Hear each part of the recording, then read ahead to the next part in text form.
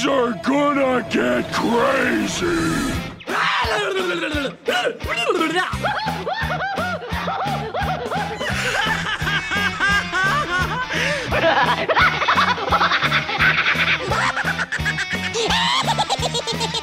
Most everyone's mad here. Hello, everyone. Welcome back to another fascinating episode of AniMat's Crazy Cartoon Cast. How are you all doing today, people? I know I am definitely doing fine. Had a fun-filled weekend, and now I am back to work to go and cover for you all a lot of fascinating animation and entertainment news that has been going on in the past week. And trust me, there have been a lot of very interesting ones that we are going to go and cover. There will be some controversial ones even, but still, we will do the most that we can in order to have a fun time regardless. All right, so with that said and done, I would like to go into the chat wall, and I would like to ask you all, are you all ready to have this episode of AniMat's Crazy Cartoon Cast? All right, let me hear it, people. Are you all ready? Are you all set right now? Let's see. Oh, wow. People are all ready. People are all prepared. That is beautiful to see.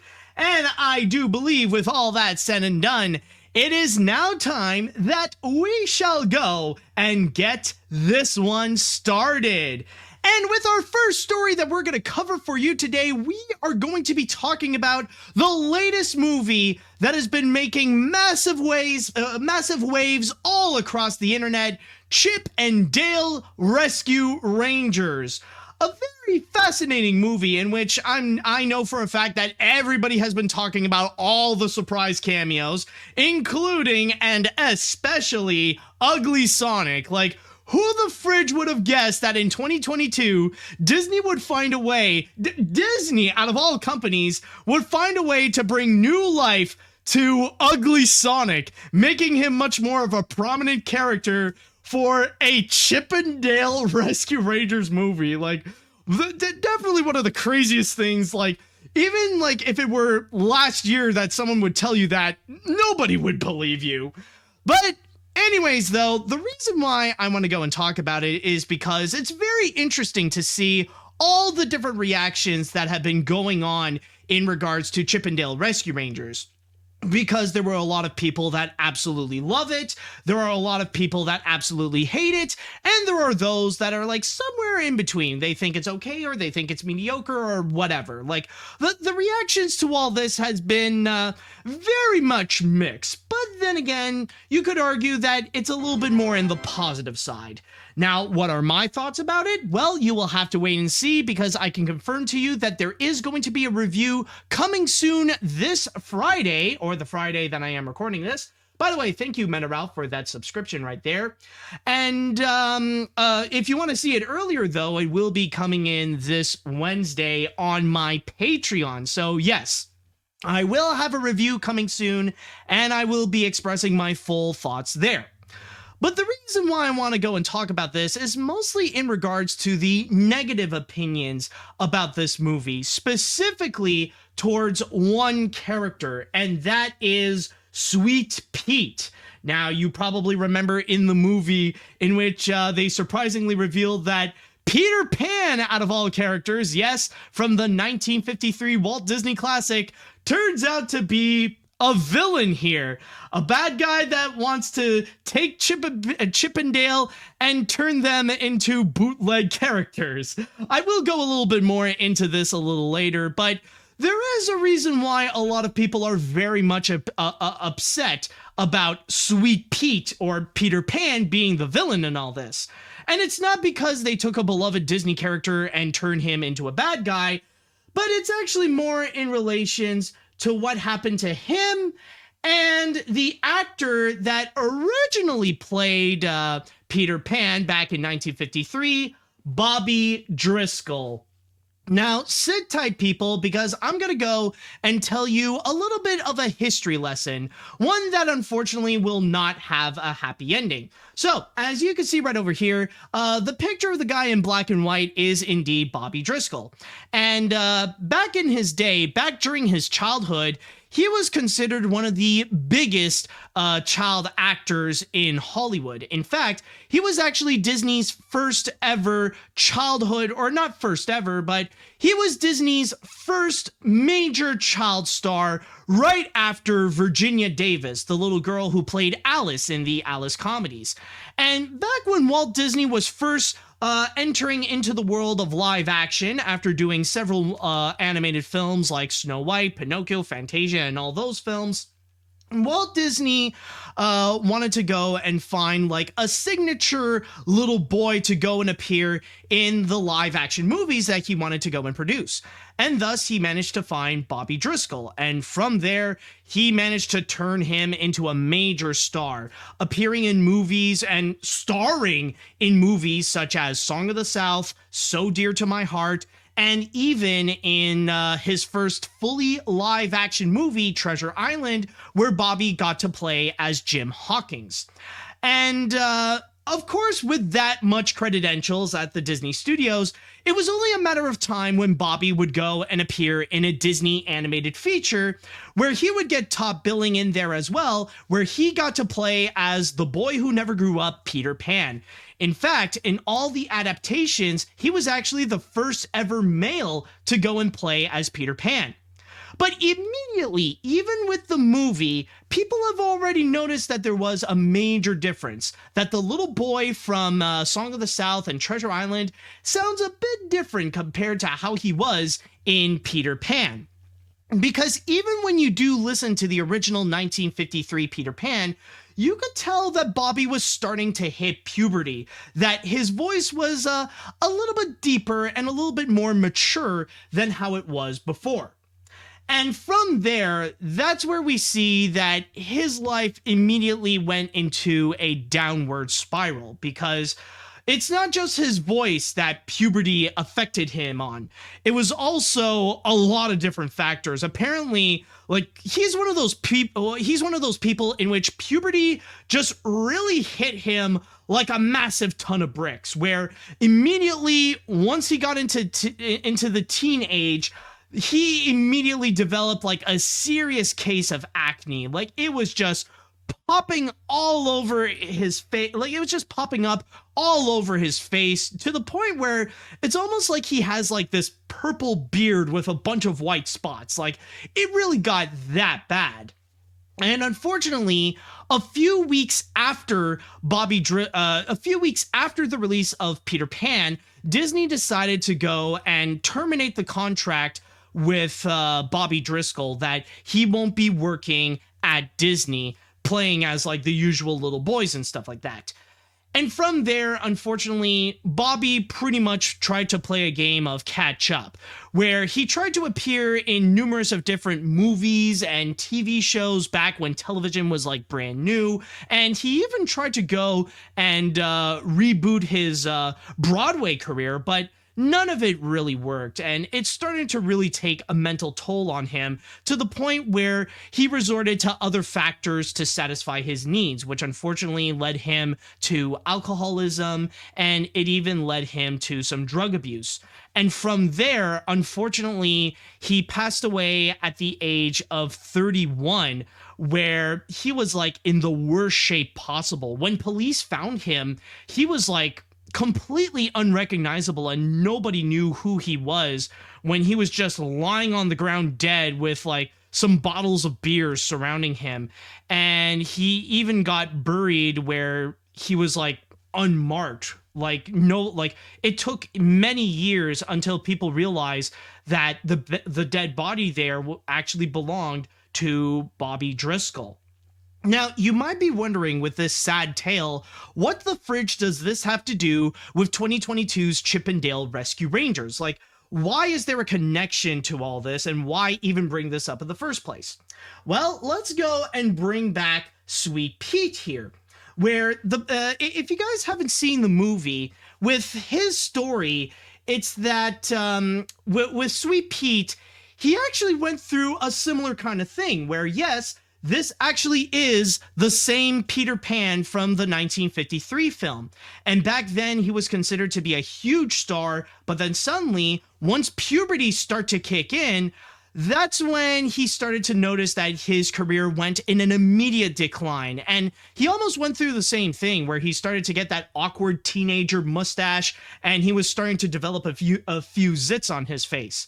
But unlike Bobby Driscoll, this Peter Pan went through a different way of trying to coping with his declining career, where he decided to go and pursue a life of bootleg movies, where he decided to star in a bootleg of Peter Pan, and that managed to become a hit. And from there, he started to become this mafia boss, where he was in charge of developing all these bootleg animated features, like all these different like weird Disney ripoffs, like the little sea fish girl, or like or spaghetti dogs, or and that's just a few examples. Like pretty much going out of his way to develop bootleg movies and kind of become this mafia boss as a result, which ultimately is where we are today, where we see this Peter Pan now becoming Sweet Pete, who pretty much looks like a combination of if you take Disney's Peter Pan and morph him with Carl from Aqua Teen Hunger Force. And the reason why people got so upset with him is because a lot of people believe that with this Peter Pan, they felt like it's kind of making fun of what happened to Bobby Driscoll, that they're pretty much satirizing the life of Bobby Driscoll and how he pretty much went into this massive decline after Disney decided to let him go. In fact, specifically to go and, whoops, sorry about that. Let me just get back to the link. Just going into my source on TMZ, in which it states over here, therein lies the controversy. People think it's mad disrespectful to dip into Driscoll's story, either intentionally or not, for a few laughs and punchlines in the Mouse House movie. While you could argue that this is Disney making fun of / criticizing their own alleged history when it comes to this dark lore, others feel like it's unwarranted territory to make a point, especially since Driscoll may have in fact spiraled as a result to how Disney treated him. And that's pretty much why we have seen this weekend, how is it that Bobby Driscoll kind of came back into popularity, or like his name started to emerge on social media more than ever because of what Disney and what the team at Chippendale Rescue Rangers has done to represent the new Peter Pan, or Sweet Pete. Now, I would like to go and emphasize that this is not the first time that I have discussed about this story. Now, I've already commented about this, and I've already told the story before a few weeks ago when I had Logan, aka Toucan LDM, on the podcast, as we both discuss about the recent trailer of Chippendale Rescue Rangers. And keep in mind that this was not the first time that this controversy actually emerged, because the first time that we actually saw Sweet Pete, that's when everybody cried foul and people were pretty much upset about the way that they presented Peter Pan, and even brought up the whole story about Bobby Driscoll and stuff like that. Like, this already happened a few weeks ago. But then again, a lot of people have dismissed it because there was a chance that it wasn't really the Peter Pan. Especially, I remember the subtitles of that trailer actually stated that the character was named Mean Dean. And from there, a lot of people took Wikipedia as their source, where it stated that apparently he wasn't like, apparently he's not really Peter Pan. He was supposed to be like Peter Pan's clone, that there was a real Peter Pan and he was like this fake Peter Pan that actually did grow up. And from there, like, yeah, there was a bit of those controversies, but considering that at the time nobody saw the feature film, like, we pretty much brushed that controversy under the rug. But then came the release of Chippendale Rescue Rangers, where it was actually confirmed that the worst case scenario that people expected from the character turns out to be true. There is no such thing as a mean Dean. It actually was Sweet Pete, and he was indeed the original Disney Peter Pan that just grew up and became this underground mafia king.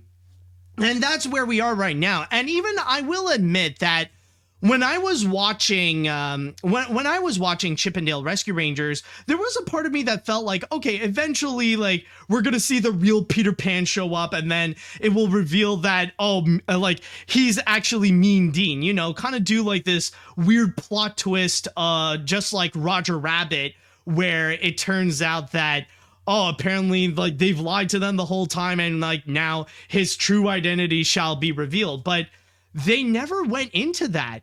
Like, they went, like, they told that backstory and just really went forward with it. Like, never once did they ever change that narrative. And from there, it kind of left me with, like, a sinking feeling like, oh, you guys are serious. Like, it was suddenly something in my mind that was like, oh crap, like, this really is the real Peter Pan. Like, you guys are not joking around. Like, ironically, for a movie that has so many, like, rapid fire jokes shooting one after another, that was apparently not one of them.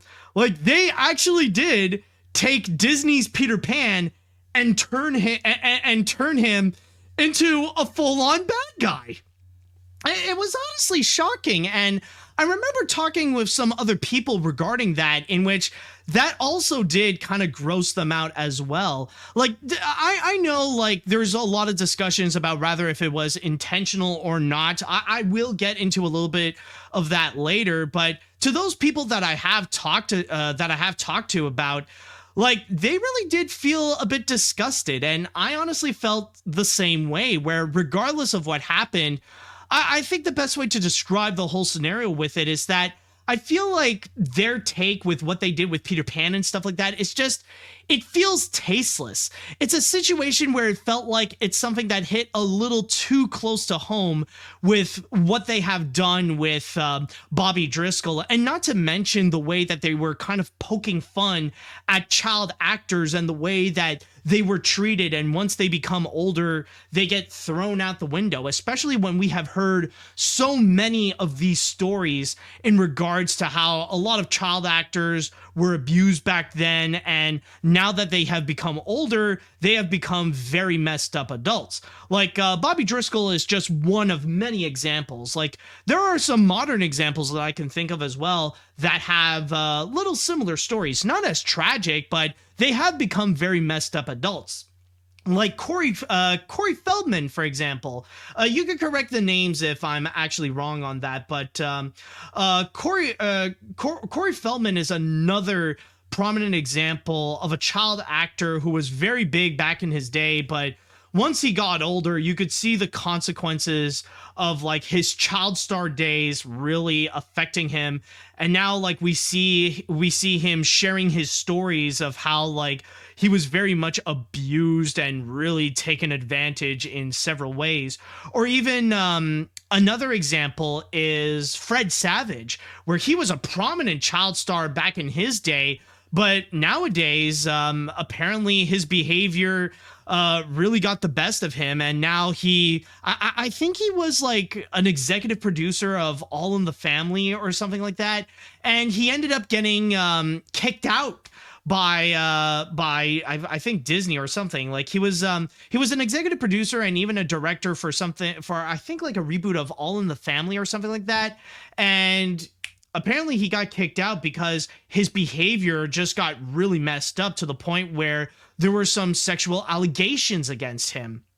So again, this is just to emphasize, and like, I also see like a lot of people even mentioning several other examples like Shia LaBeouf, or even bringing up Jake Lloyd as another example. But yeah, like with child actors, like there's a lot of examples of how like the life of a child actor is just very much messed up. And in the case of in the case of Bobby Driscoll, he's just another example. And another thing that I do want to bring up that's kind of like salt on an open wound in this case that really does not help Chip and Dale Rescue Rangers is the fact that Bobby Driscoll, that Peter Pan is actually modeled after Bobby Driscoll, or at least the Disney version of it. That if you compare a picture between Disney's Peter Pan and Bobby Driscoll, you'll find that they are actually very much identical. And this is actually a practice that Disney has done a few times over the years. Like even Catherine Beaumont is also an example of a child actress who actually had a few Disney characters modeled after her, like Alice and Wendy. So it's not hard to imagine, like, you see the similarities. And even like with even just through here, even though this is not really a great Peter Pan picture, but with Bobby Driscoll, it's like you could tell there's a lot of aspects that really seem to look like Peter Pan, like rather it be like the bushy straight eyebrows that are quite expressive, and even the button nose actually is very much Peter Pan like. You can actually see how he is like a real life Peter Pan. And what makes the situation worse is when you compare him to Sweet Pete.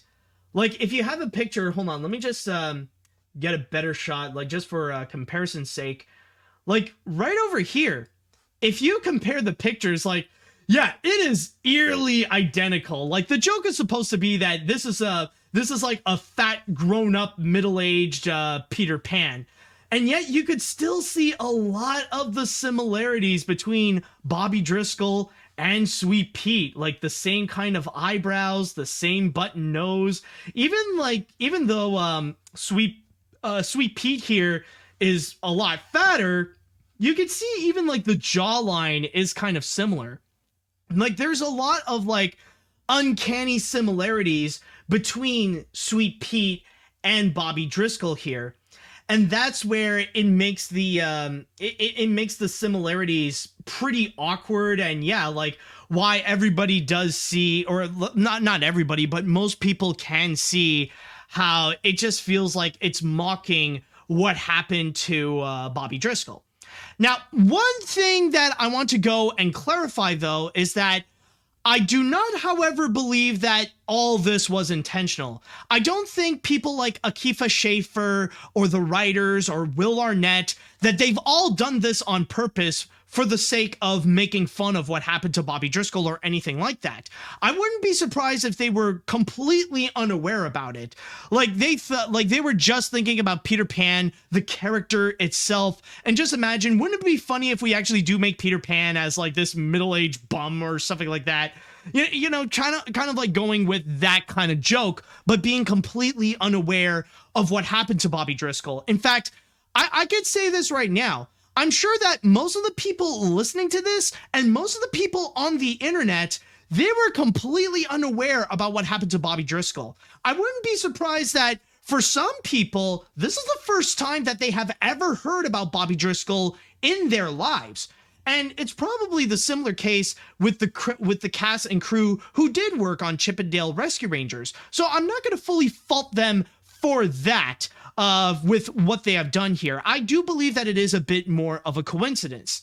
And even in regards to the character of Sweet Pete himself, I will say that personally, like, I'll give out some of my thoughts on the movie itself. I don't really think it's that well written, and I do think like a lot of the characters, including Sweet Pete, are poorly written, and they are kind of like written in a way that feels like generic and a little bit bland as well. But I will give it that Will Arnett did actually provide a really good performance. And that's one thing about Chip and Dale's Rescue Rangers, is that they actually do have a lot of great actors that manage to make the most out of the weak materials that they have. And Will Arnett is definitely one of them. I would lie if I say that I did not enjoy Will Arnett as Sweet Pete. And there are some moments that I actually did genuinely laugh and that I actually thought were pretty hilarious. Like my favorite moment, and this is like very minor spoilers, but I remember there was the scene when Sweet Pete and his lackeys were chasing Chip and Dale at the convention. And there was at one point that they almost caught one of them, but it turned out to be Cubby from Peter Pan. And then like they realize like, ah, crap, we got the wrong guy. And then you see Cubby just like amazed being reunited with Peter Pan. It's like, Peter, is that you? Oh, you got old. And then you just see Sweet Pete's reaction, does not give a crap, and he just looks at Cubby like, yeah, death is coming for us all, kid. It was honestly pretty funny. I will give him that it's actually quite, they got some good moments right there, including with Sweet Pete. So honestly, like, the character itself is not as memorable, but Will Arnett's performance really did make the most with Sweet Pete. But overall, with this entire controversy, I will say that, even though I don't think it's all intentional, I do think it was poorly handled, and there is an aspect to it that it feels a bit tasteless, where there are some aspect to it where I do agree with the critics where it was kind of wrong of Disney and the Chip and Dale crew to go and actually do that, especially with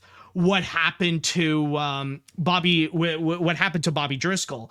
Like, the worst thing about it is that it feels very inconsiderate of them to go and do that, where, like, yeah, they maybe should have done a little bit more research, and there probably could have been ways or better ways of how they could have handled the character better, especially with what happened to Bobby Driscoll. Or, it could have worked if they've done it with, like, another Disney character. Honestly, like, if they switched it up with, like, another character that, that had, like, a tragic backstory or something like that, like, honestly, like, one thing that would have worked out would be if they replaced Sweet Pete with Taran from The Black Cauldron. Especially with The Black Cauldron's reputation of being the black sheep of Disney animation. Like, it could actually work out with the kind of backstory that they wanted to do, and they would turn Taran into this, like, fat, middle-aged mafia boss. Like, I think that would have been something that maybe would have worked much better. Like, then again, I understand that Disney wants to keep maybe Disney wants to keep everyone to be, like, highly recognizable, especially if you are going to go into the direction of, like, throwing in references and making it a bit more of a satire and stuff like that. You want to have more, like, recognizable characters where people could say, hey, look, it's that guy. My whole point is like, there are probably other characters that they could have used for the Sweet Pete role that could have worked better, like with Taran. But other than that, though, while I don't think it is intentional, and the character himself can be funny at times, honestly, it is a bit bad of the movie to go and do so. Like, I don't think what's the best way to put it? I don't think it's worth, like, really throwing so much hate towards this movie. I don't think it's worth, like, demonizing it, or I don't think it's worth to, like, full on cancel it. But yeah, they did. But I will admit that they did kind of screw up with the whole with the whole controversy, and they should have handled the situation a little better, especially how it did feel a bit tasteless and inconsiderate of how they portrayed Peter Pan and indirectly portrayed Bobby Driscoll. All right, so with that said and done, now I would like to go into the chat wall, and I would like to ask you all, how do you feel about the whole Bobby Driscoll controversy with Chip and Dale Rescue Rangers? On top of that, I would like to know also, what are your thoughts on the movie as well? Did you highly enjoy it? Are you not a fan of it? Let me know what you think about all this.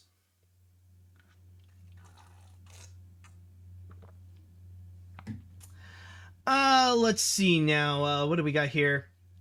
I really wanted to give Disney the benefit of the doubt. I really did, but after learning about Sweet Pete's backstory, I just felt disappointed and even a bit disgusted by those who made this movie for doing something like this. It just feels tasteless that they decided to not just kind of make fun of Bobby, but also making Peter Pan the villain. Now, I just wish that they went with one of the original plans of the movie where Pluto was the villain instead. Yeah, I'm sure there are some people, like, I heard apparently from the leaks, apparently like Pluto was the villain or something like that. But and apparently like that leak was like pretty cringe and gave people a lot of doubts about the movie. But then again, with this direction, it's just there are some things you wish like maybe the rumors were true. But in this case here, however, like it is kind of true. Like another aspect where it feels a little inconsiderate is the fact that like I couldn't really imagine how major Peter Pan fans would feel about watching this. Rather it be like fans of the original play, fans of the original J.M. Barrie story, or even or especially fans of the 1953 movie. Imagine those who would say like Peter Pan is their favorite movie of all time, and they would love to see like Roger Rabbit style references to like in Chip and Dale's, maybe see like Tinkerbell making an appearance, or like some of the Lost Boys or Wendy or whatever. But seeing Peter Pan turn into Carl from Aqua Teen Hunger Force and become like the bad guy of all this, like it must feel pretty insulting. Like I don't know, like I feel like they probably mess with a lot of like many people's favorite character, and like there might be some offense to it. Again, it should have been safer to do it towards Taran, because at least there's not many people out there who actually like Taran. Let's see what we got here. The whole idea of Peter Pan as a villain could be really interesting, considering the fact that some people consider Peter to be a villain based on his actions in the film. However, the way they portrayed him here is sort of disrespectful. It was most likely a coincidence, but I feel like the writers either should have done some research into this to make sure that there won't be any consequences, or like you mentioned, throw a different character in there. Yeah, that is true. And I mean, debatably, I know this is not the first time in which Peter Pan was the villain. And technically, there are ways that you could make Peter Pan a legitimate villain, like, that you can even make Peter Pan fans feel like making him the villain would actually be acceptable. A great example would be in Once Upon a Time, where Hook is one of the most prominent characters of the whole series, and they actually made Peter Pan the bad guy. And I mean, let's be honest, even in the original 1953 film, there have been moments where like Peter Pan did feel like a massive bad guy. Like you guys remember in the opening where like they portrayed Peter like a freaking creep, like especially just spying on the Darling family. It's like there are some like very like worrisome scenes that happened during that time. Or also, I need to go and say this with all due respect, but Peter Pan's a hoe. This dude, like, I am glad that Peter Pan is the boy that never grew up, because I can imagine if puberty ever hit that character in particular, not like in Chip and Dale Rescue Rangers, but like if Peter Pan from Neverland ever hit puberty, you know for a fact that he would be going around, man. He would be let's just say he would be hitting some home runs, and it would be way too easy for so many girls to just turn on Peter. Like, we saw how Tinkerbell could be jealous, but I'm sure there are plenty more girls that he made jealous of, even before hitting puberty. So I just want to go and mention that. Let's see now. Look, I like the movie. It's got some funny jokes, great blend of animation styles, and a lot of references to the original show. But I can't overlook this, since how he's done here is pretty disgusting, intentional or not, to the point where no amount of Seth Rogen circle jerks can mask. But I'll say this, if this is the direction they decided to go in, thank God that villain wasn't Ducky from Land Before Time. Oh yeah, oh god, her. Oh my god, I completely forgot about her. Yeah, she's like, yeah, she was a worst case scenario, actually.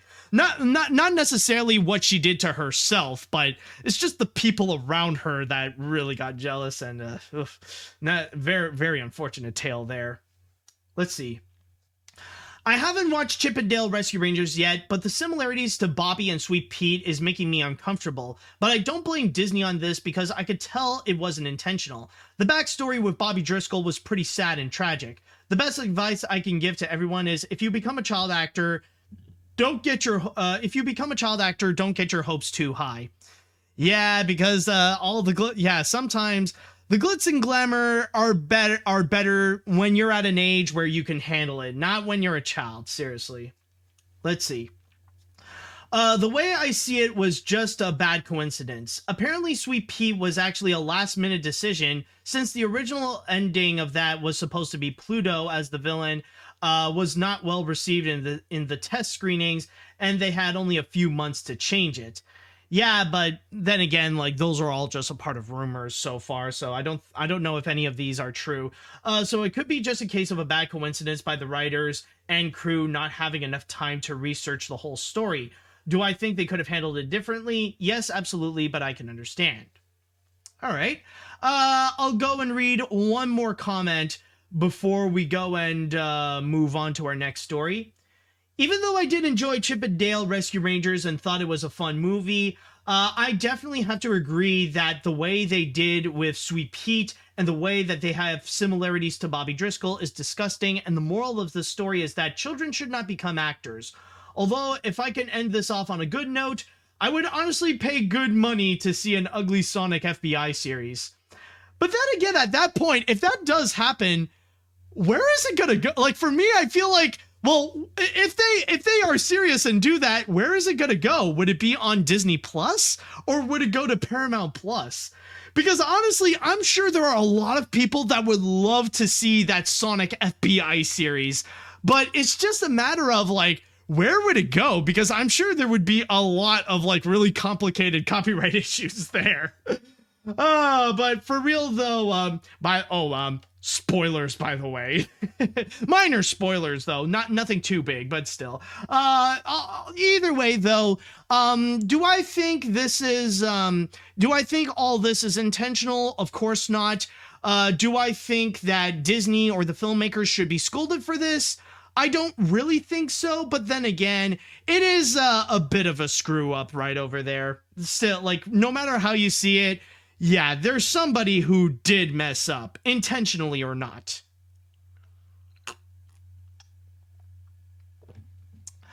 All right, so now let's go and jump on to a similar story, but a bit of a different story. Because in this case here, we're going to be going from poking fun of a dead person, intentional or not, to just full-on exploiting a person. And who I am talking about specifically is in regards to Stan Lee. Yes, Marvel Studios has announced that they have signed on a deal with Genius Brands International and POW Entertainment in order to have a 20-year deal so that they could have the likeness of Stan Lee to appear in their movies, in their shows, in their theme parks, and so much more. In fact, to read you the specifics of what they are doing, let me go and read you from my source here, from The Hollywood Reporter, as it states, Marvel has signed a 20-year deal with Stan Lee Universe, a venture between Genius Brands International and Power Entertainment, to license the name and likeness of Lee for the use of future feature films and television productions, as well as Disney theme parks, various experiences, and merchandising. To go more into detail of what they're thinking about what to do with this, they said that the deal does give Marvel permission to use Lee's name, voice, likeness, and signature in movies and television projects, as well as to use images, existing footage, and existing audio recording featuring him. The rights to use Lee's name, voice, likeness, and signature exclusively in theme parks, cruise lines, and in-park merchandise were also included in the deal. Audiences and park goers could see Lee turn up as a figure and toys and on apparel and stationery. We also got a quote here coming from, who is it again? Where is it? Oh, right over here. It's coming from Andy Hayward, the chairman and CEO of Genius Brands, as he states over here, it really ensures that Stan, through digital technology and archival footage and other forms, will live in most important ventures, the Marvel movies and Disney theme parks. So that's pretty much what's going on right now. Even though nothing has officially been done, Marvel Studios now has the ability to go and use Stan Lee or the image of Stan Lee however they want in many of their different platforms, whether it be at the Disney parks, whether it be for merchandising, whether it be for their movies, or whether it be for their Disney Plus shows. And from here, from what I have witnessed, it is almost unanimously hated what Disney has done. Mainly because of the fact that it feels a little too similar to, not necessarily Disney, but what Marvel is doing. Sorry, it's just I've just been a little used to saying Disney because of the last story. But in this case here, the problem with this whole scenario and why this decision has been mostly hated by people is because of how this reflects upon Stan Lee's later years.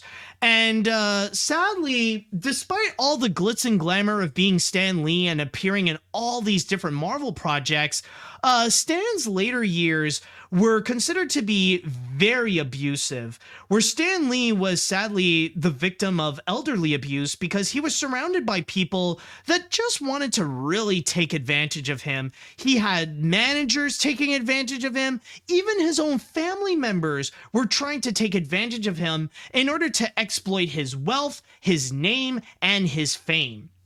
You know, pretty much taking like a piece of that Stan Lee and have it for themselves so that they could also inherit some of that fortune. And from there, that's where Stan Lee, if he wasn't appearing in different Marvel projects, he would be in court trying to settle all these attacks from his abusers. It really, and that's just like a few examples of some of the abuse that Stan Lee went through, because there are some people that wanted to go and exploit his name and his fame. It really wasn't a happy ending for Stan Lee, honestly. And from there, with this entire scenario, like now that Marvel has this ability of doing so, it just feels like it is of very poor taste, mainly because of the fact that it feels like with what they're doing with Stan Lee, it feels like not even death can stop people from trying to exploit Stan Lee, to try to keep on using him and try to keep the tradition alive of having all these different Stan Lee cameos, and now also trying to have like Stan Lee merchandising. I feel like, honestly, like from all these things, like, yeah, having more Stan Lee appearances in Marvel shows and Marvel movies, that's one thing. But also, like, the idea of also trying to do, like, merchandising and stuff like that, that's where I feel like now you're really entering into the realm of tastelessness. Like, now you're just exploiting a dead person. Like, you're trying to use him for cash. Like, yeah, Walt Disney was one thing, because, like, you know, it wasn't until like decades later when they really exploited the Walt Disney name for the purpose of profit, where like the Walt Disney brand, it kind of became very profitable. But in the case of Stan Lee, the thing is that like it's only been a few years since he passed away. It's only been like what, more than 3 years since he died. And from there, people have decided, okay, now's a good time that we could go and make money off of Stan Lee. I don't know. I just feel like that, you know, you're going into some like very like too soon territory right there. Like, I'm sure it would inevitably happen that people would go and try to like really make some money off of the legacy of Stan Lee. But then again, I just feel like, you know, you didn't wait enough time in order to go and do so, especially since right now we are in a position where we don't know what they're going to be doing with Stan Lee. And they did mention that technically they will be using elements that has already been done by Stan Lee. You know, there are already some components that Stan Lee has already recorded, whether it be through video or through audio, that maybe they're going to go and use. But still, though, the thing is that Stan Lee is gone. He's no longer with us. And I feel like the thing that makes it so magical when you do see all these different Stan Lee cameos, whether it be in like the MCU films or in Spider-Verse or in or even in something like Teen Titans Go to the Movies, what made them so magical is that Stan Lee was actually involved with them. That Stan Lee, like, not only did he give his consent to go and make those appearances, but he made those appearances himself. That this is full-on Stan Lee that's actually doing these things, and that you can recognize it's the man himself, putting himself in all these different Marvel movies. Like, that's what made it so fun, because it is Stan Lee, and that, he was alive in order to go and do these things. But now you're doing all these different, now you want to have more of these appearances, and you cannot have his consent. And I think that's really like the key to what makes this a little bit gross. What made this controversy like not so appealing for many is the fact that now there are going to be more Stan Lee appearances, but we know for a fact that they never got his consent to go and do so. And especially the addition of what happened in his final years, the fact that people were trying to exploit him, it feels like now they're just doing the same thing, and now Stan Lee is no longer there to go and stop them. Like, that's really the tasteless part of this entire controversy right there. And I don't know about you guys, but I don't feel like we need any more Stan Lee cameos. Like I said before, like, what made them so fun is the fact that Stan Lee himself was actually there. And now that Stan Lee is gone, well, I mean, there's just no point anymore. I feel like you're kind of at the level of just beating up a dead horse. And there was one idea that I saw on social media that I feel like it could actually be a pretty solid replacement. Like, hear me out on this. Okay, you cannot do any more Stan Lee cameos because Stan Lee is no longer with us. Then who else can you find to go and make all those cameos in those Marvel projects? The answer? Kevin Feige. Why not have Kevin Feige come in and do all these random cameos in all these different Marvel movies and Marvel TV shows? I mean, wouldn't it be fun, like, suddenly you would see, like, either, like, Kevin Feige just randomly walking across the street or trying to run away from his life from a giant monster, or, like, Kevin Feige, like, talking with higher beings, just casually having a chat with them or stuff like that. From there, I can honestly see Kevin Feige be the next Stan Lee, where he's going to be the one supplying the traditional cameos and kind of carrying the torch. At least that way, there is that element of consent where you know that the person who is making all those cameos is okay with it and that he's having fun with it. But continuing to have Stan Lee, honestly, like I said before, it just feels like we're beating a dead horse, and almost literally, considering that Stan Lee is dead. I don't think we need any more appearances of Stan Lee. Rather it be like in the Avengers campus, or if it would be in in an upcoming movie and stuff like that. And I know some people could debate that technically they're not really going to use they're not going to use like some kind of weird CG Stan Lee. They might not do like in Rogue One, for example, where they brought back Peter Cushing back from the dead. I don't think that, like, maybe they're not going to do that, and they'll just do like little homages, like a mural of Stan Lee, kind of like what they did in one of the Spider-Man films. And that is a high possibility as well. But still, though, I like, because he passed away, I think with all due respect, we need at least 10 years before we can have like maybe a few more Stan Lee cameos, because again, it's only been a little over 3 years since Stan Lee passed away. I don't think we need any more to go and appear in Marvel movies, because like that magic is gone, because the man supplying the magic is gone. So I thought I would just go and lay down my opinion on this, because I don't know, it just feels like we're kind of in the category of just being too soon to try to capitalize on a legend that has just recently no longer been with us. So yeah, that's just like my little opinion on that. And with that said, I would like to go into the chat wall, and I would like to ask you all, what do you think about Stan Lee coming back in Marvel Studios projects, especially if you guys are a Marvel fan. I would like to know your thoughts. Are you guys more supportive of the idea of seeing Stan Lee again making cameos? Are you guys more against it? I would like to know your thoughts on this. Let me know what you think.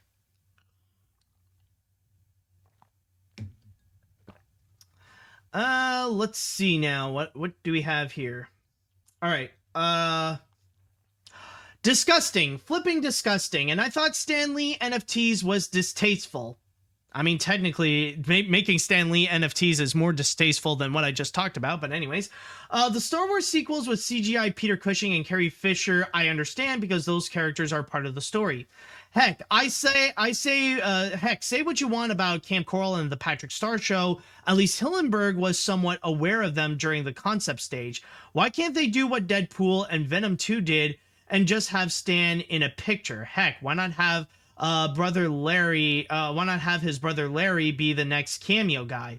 Well, I mean, like, I don't really know a lot about Marvel stuff, but did Larry do much in terms of Marvel? Like, what's his Marvel contribution? Like, maybe there's a lot, but I don't really know. But anyways, no, but like, even like with just pictures and stuff like that, I don't think it's like even those, I don't think it's honestly necessary, because again, like, if you're going to use a picture of Stan Lee for the sake of having a cameo of him, then honestly it doesn't necessarily work, because again, you don't necessarily have the consent of Stan Lee.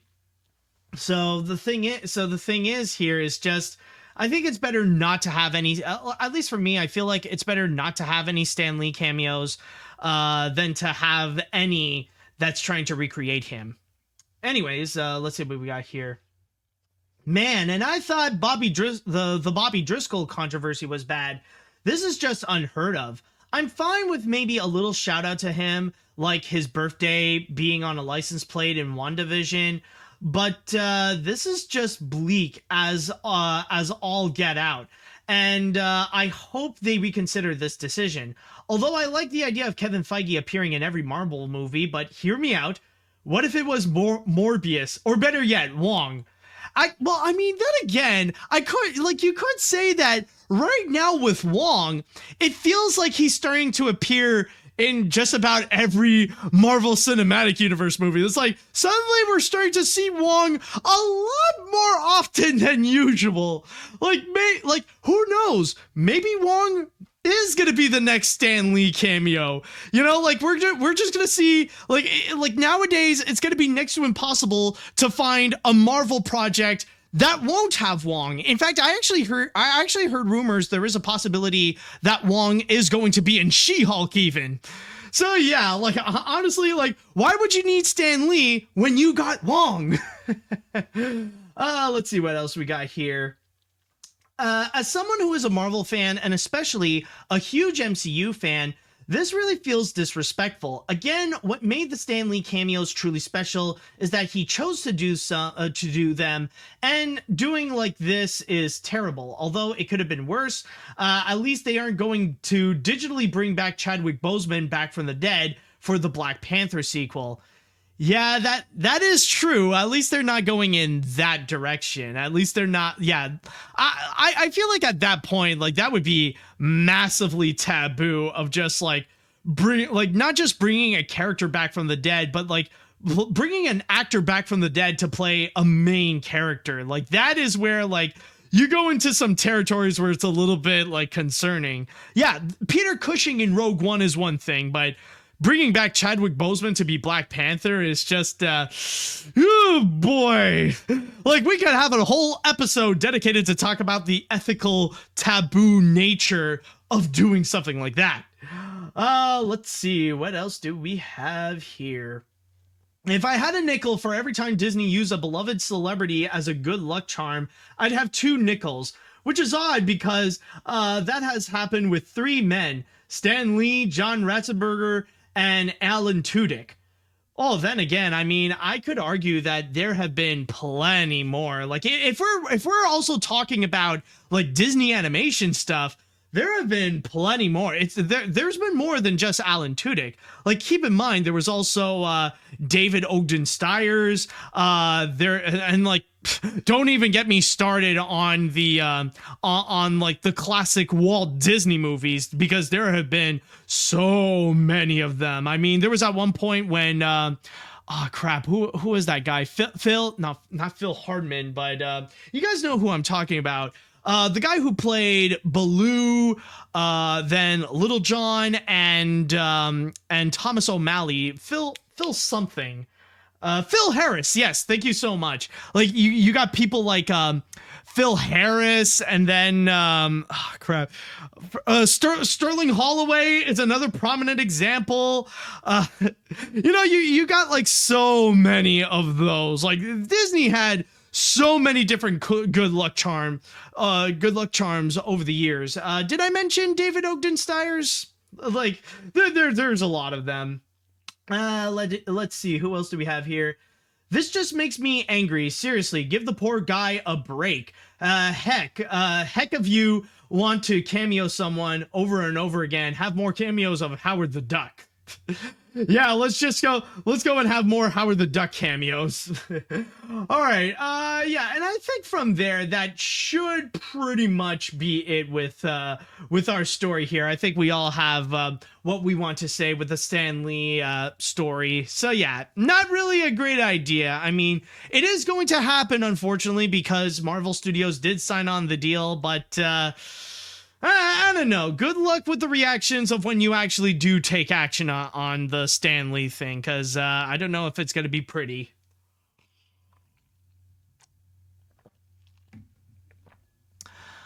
Okay, so moving on to our next story. I know that the first few stories have been a little bit depressing of sorts, but let's go and try to lighten up the mood now. Let's go and talk about something that is actually fun. And before I continue, by the way, I just want to go and give you all a big reminder that if you guys are watching this on Twitch, then if you would like to go and watch this show live without any ads interrupting whatsoever, then don't forget to go and subscribe to my Twitch, AniMat Live. But also at the same time, please don't forget to go and subscribe to the YouTube channel, AniMat's Crazy Cartoon Cast, and at the same time to follow me on whatever podcast service you're listening to this on. But yes, going back to what I was talking about, we are going to go into something a lot more fun, a lot more enjoyable. Let's go and try to lighten the mood, actually. And what I have here, well, coincidentally, we're going to be transitioning smoothly to a non-MCU Marvel project, something in which that has been hyped up for a little while, but now we are going to see the cartoons brought to life, as we will be looking into the all-new trailer of the upcoming Disney Plus short series, Baymax. Morning, Baymax. Baymax? Hello, kitty kitty. I am Baymax. My apologies. Please enjoy your ramen. Let's go find Baymax. Speeding and erratic driving are not conducive to good health. I guess a hero's job is never done.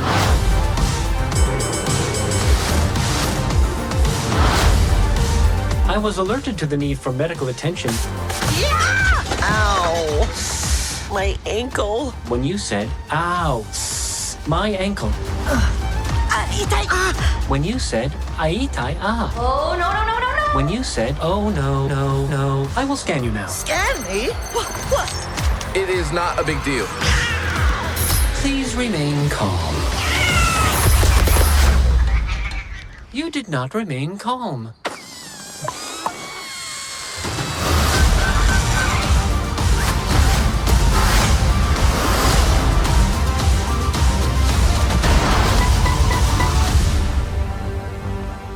Are you sure you can run things down there? Do not worry about the cafe, Cass. Everything will be fine. Parent. Stream it on Disney Plus. Okay, I was a little bit weirded out by the end. It was like, wait, what the fridge?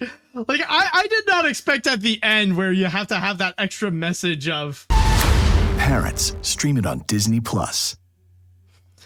Like, I'm sorry, are the kids watching this with their parents? Just like I understand call of actions. I mean, I literally just did one a few minutes ago, but I didn't expect like just suddenly like at the end with the Disney Plus logo, you got to say like, yo, parents, stream it on Disney Plus.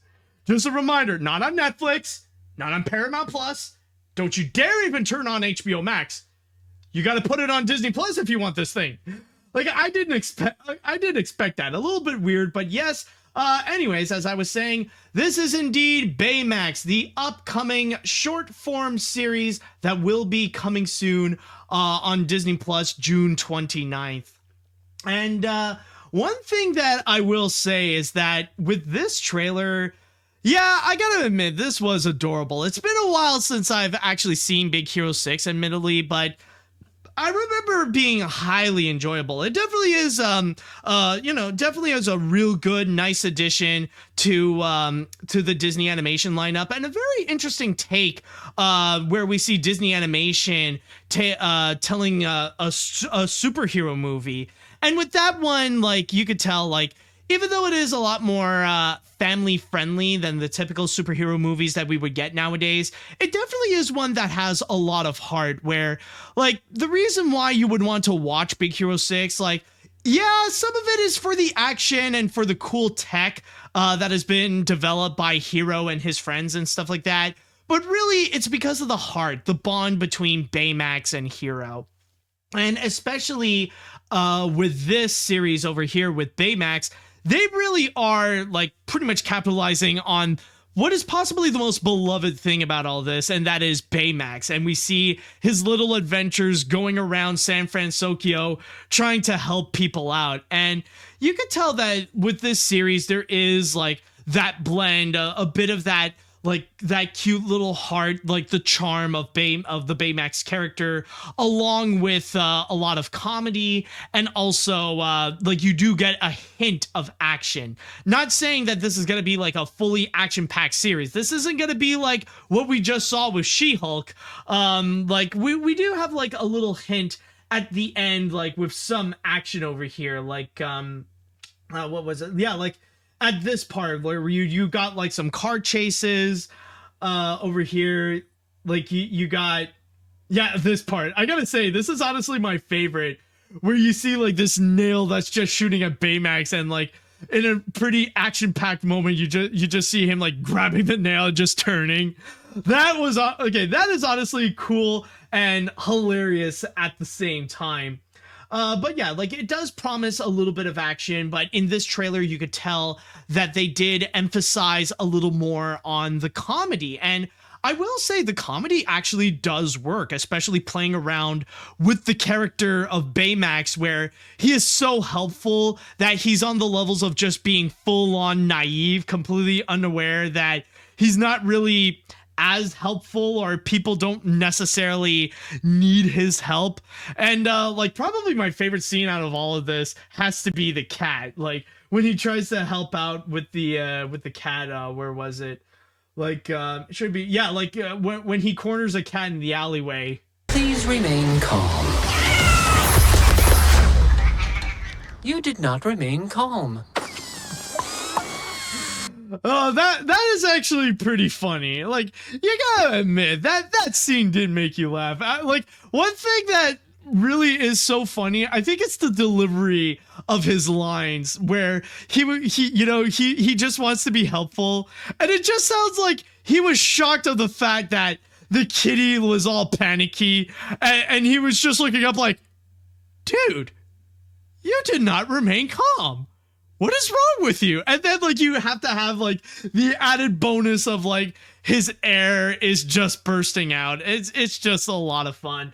Now, even though we didn't necessarily get a whole lot from this trailer, technically it was only a 90-second trailer from all this, I gotta say, honestly, with what we've gotten here, I'm already sold. I think honestly this is gonna be pretty cute. I mean, we're only starting to get like these short form series. I know there are plenty more to come. Like we're gonna get a Zootopia one, we're getting a Cars one. Well, I wouldn't say the Princess and the Frog one, because I know that's going to be like a full on actual series, but I know a lot of these short form animated shows are going to be coming. And I will say, like, the one that we did have so far with Doug Days, that one I gotta say is actually really, really cute. I really love that one. You know, it's like, probably, like, I gotta say with Doug Days, it's one of the most wholesome content that you could actually find on Disney Plus, especially when, like, the timing of it was coincidentally perfect, because it came out not long after the passing of Ed Asner, and his performance as Carl was just absolutely beautiful and really worth watching. And not to mention that it is actually made by the studios themselves, like when it's a Pixar property like the Cars one that's coming soon, or when it's the Doug Days one, like those were actually made by Pixar. And you could tell with this was actually made by Disney Animation, and you could tell that they really gave it as much important detail as much as they did in Big Hero 6. Like, I will say, this was actually this already looks beautiful to watch, and the animation is great. So honestly, overall, I feel very excited to check out Baymax. I think this is going to be a lot of fun, and it's going to be very sweet. Oh, and there is one more that I did forget. Technically, like, we could add also Scrat Tales that also recently came out, since that one like also counts as like one of those Doug Days or Baymax, because that was actually made by Blue Sky Studios before they shut down. And that is another great example right there of like these short form animated series that are actually great directly from the studios. So yeah, honestly, when it comes to Baymax, I would say I'm definitely excited for this. I would be down to go and check this one out. And if you guys are interested in seeing Baymax, then keep in mind that it will be coming soon on Disney Plus on June 29th. All right, so with that said, I would like to go into the chat wall, and now I want to ask you guys, how do you feel about this Baymax trailer that we have seen? Especially if you guys are a fan of Big Hero 6, I would like to know your thoughts about what we have seen with the Baymax trailer. Let me know what you think. Let's see what we got here. Even if I haven't watched the Big Hero 6 movie, the fact that the main town is called San Francisco is an ode to American diversity. I wish I had enough money for Disney Plus. The American diversity is sadly attacked from all forms by the non-democrat folk. Without diversity, our human civilization, art, and languages wouldn't exist. Let that sink in. Greybot and Co. All right. Well, I didn't expect this to get political, but yeah, please watch Big Hero 6. It actually is worth watching. And I'll say right now, like, the big reason of Big Hero 6, like the reason why it's kind of a combination of San Francisco and Tokyo is because there actually is a prominent history of people from Japan and from Tokyo who actually did come to San Francisco and actually did help out, like, you know, to help build the city for what it is today. Like, San Francisco would not be how we know it today if it weren't for the people in Tokyo, which is why it is called San Francisco. But anyways, let's move on to another comment. My favorite part of Big Hero 6 was always the goofy Baymax antics, and centering a whole series around that, I'm sold. Plus, the animation is still absolutely sick. Don't worry, it's just an expression. And the comedy is hysterical, so this will be a must-watch for me. However, I honestly hope we get to see other characters like Hero's superhero bros and anyone else besides Callahan. Well, I mean, like, it would be nice to see, like, Honey Lemon, Go-Go, Fred, or Wasabi, you know, like, you know, it's fun to see them. But then again, I feel like, you know, like, I would feel like doing so would feel a little fan servicey unless they would have a good idea for it. But, you know, if this series would just be with Hero, Cass, and Baymax, honestly, I'd be fine with just that, honestly. Let's see. Because, like, the main focus is just Baymax, so we want more focus on Baymax than the other characters. I mean, if you want more of the Big Hero 6, then there is always the animated series that you could go watch. Let's see what we got here. This trailer is pretty much the medicine that we needed after going through those first two movies. Just a whole lot of wholesomeness and fun. The animation is amazing, Baymax is adorable as always, and the story looks like it is quite fun. Can we all agree that the best part of this trailer was when Baymax went down the stairs and said, "Everything will be fine"? Oh yeah, that little part, that is actually pretty cute. Where is it? Right over here. Cass, everything will be fine. Everything will be fine, Cass. Why would it be wrong? Everything will be okay now that I'm in charge. Do you think it's quite a coincidence that you sprained your ankle? I've calculated for that to go and happen, Cass. Now I control the cafe. Oh yeah, honestly, the delivery on the lines is just perfect. The dude playing Baymax, oh my god, he is such on a roll with this character. Oh, let's see what we got here. This looks adorable. Baymax is funny and adorable. I want a Baymax. He only wants to help you get better. If only Tadashi programs self-control. I will go watch. Now, where's my Cars on the Road trailer? Yeah, good question. I have no freaking clue because it's been a while since we've heard about that, but I don't know. Maybe we'll hear it in November on Disney Plus Day. Who knows? Let's see what else we got here. As someone who really enjoys Big Hero 6, this short-form series looks really cute and fun. The animation is still amazing as the movie, the characters were fun, and the humor is really hilarious. I got nothing to say much, but it looks like it's going to be super fun. And remember, parents, stream Baymax on Disney Plus, not on Netflix and not on HBO Max. I don't know about you guys, but this was like the first time that I've heard that. It felt very out of nowhere. It's like, okay, that's it. Okay, the trailer is done. Parents, watch it on Disney Plus. It's like, okay, I just wanted to see the funny robot man. Anyways, I'll read two more comments before we move on to the next story. I really love watching Big Hero 6, but never really get to see it in theaters. And after seeing this, I know I want to watch this series.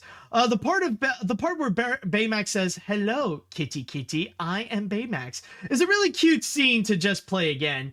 The series itself feels more like a slice of life other than an action-packed show. I'm pretty surprised that Disney is taking their movies and making more of a slice of lifestyle. What's next? A Wall-E series, or maybe Ratatouille will turn into a series? Well, then again, they did promise there will be some action. I don't think this is going to be fully slice of life.